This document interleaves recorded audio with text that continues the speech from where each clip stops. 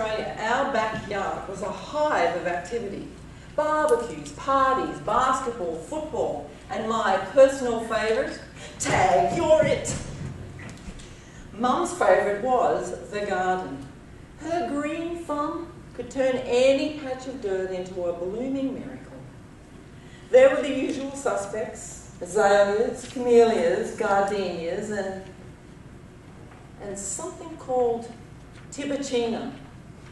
Anyone? No. Mum was always planting, watering and weeding while everyone admired and appreciated her hard work. Everyone except me. I didn't get the garden. Did I mention the weeding? But then a recent turn of events has helped me to see the garden as something completely different. Contest chair, ladies and gentlemen. It's hard for me to believe that almost 20 years ago, I moved to the other side of the world, left behind my mum, 2 brothers, 2 sisters-in-law, and a handful of very young and yet-to-be-born nieces and nephews. Equally hard for me to believe is that in those almost 20 years, I've been back 17 times. Although that does account for my exceedingly low bank balance. But also the strong bond I have with all my family.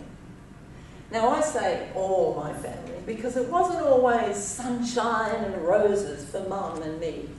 Mostly mother-daughter issues over boyfriends. Language, young lady.